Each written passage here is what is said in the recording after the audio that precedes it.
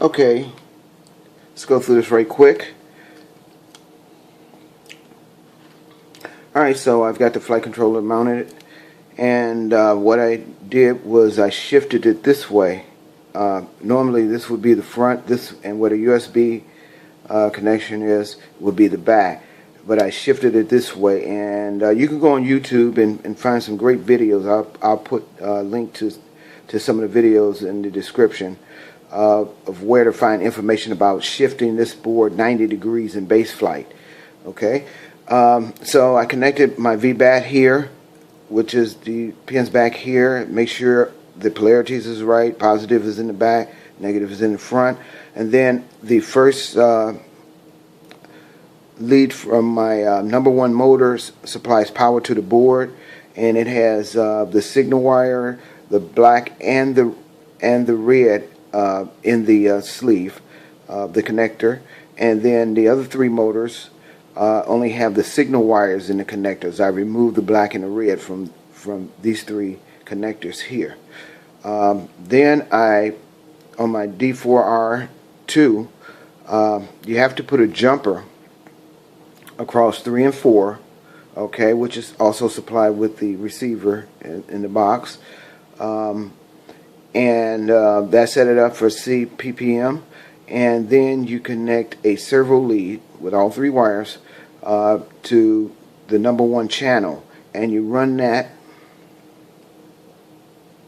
to your inputs on your flight controller, and the number 1 slot.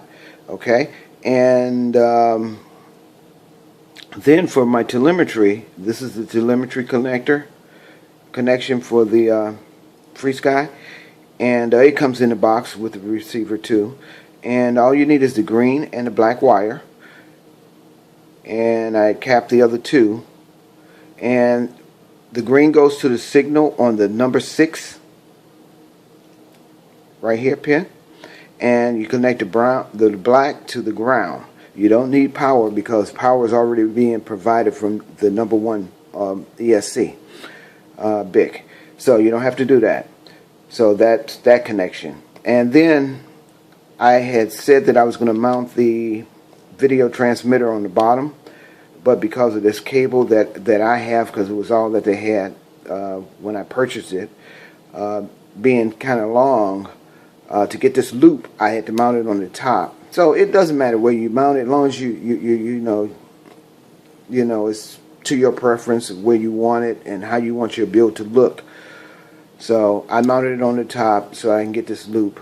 And now you can see, because I was such an idiot, I should have been using this extra light so that you guys can see a little bit better, where I have the spacing between the camera and the front post here, so that if the lens is not protruding out past the frame, so if I hit something it won't break the lens.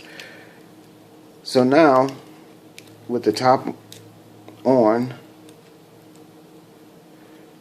that's how it looks, nice and neat. So I got my Velcro on here. My antennas will be sticking up.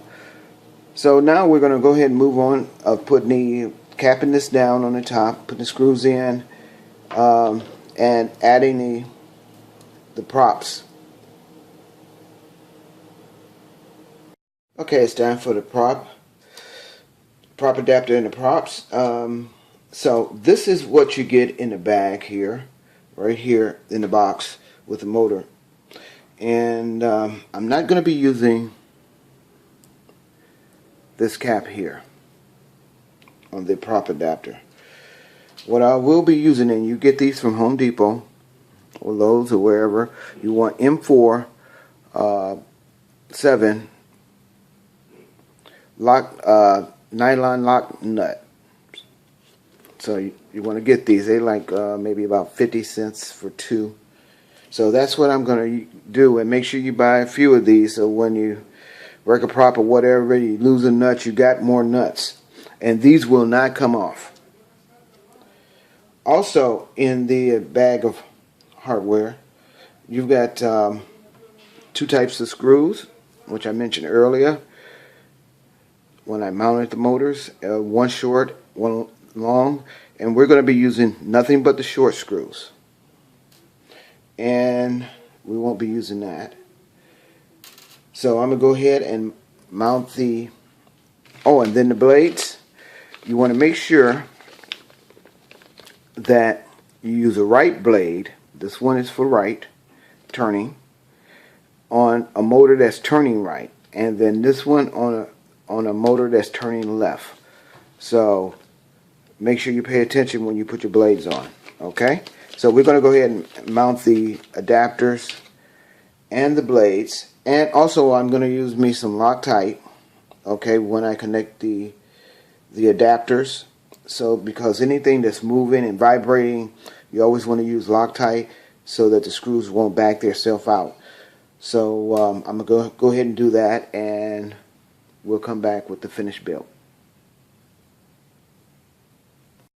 Okay, YouTube, so the 250 mini quad from Multi-Rotor Mania is completed, and here's what she looks like.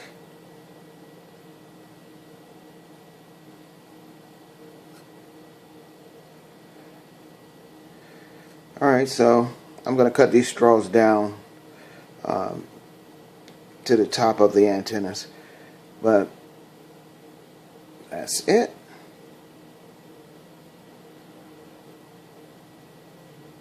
Beautiful. Now I'm not going to use the Mobius mount, and just going to give you a last tip. If you're going to use the Mobius mount, you have these rubber grommets. What you do is you take a piece of wire, you wrap it around here like that, and you stick it through the hole. Okay? And once you get it through the hole, you just take it and pull it through. So if you're going to use this mount, that's the best way to mount these on anything. So, and like I said, I'm not going to use the feet. So, alright, so let's pop a battery in this sucker.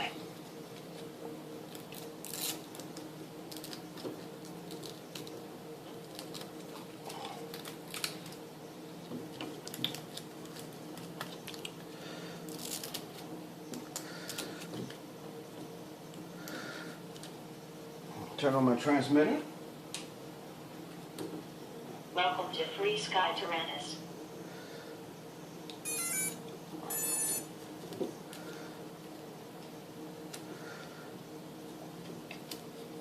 So I'm not going to fly it here.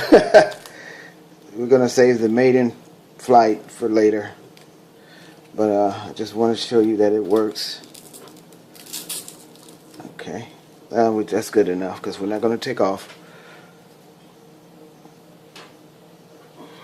So you're going to have to go to base flight, or either you can use base flight or clean flight.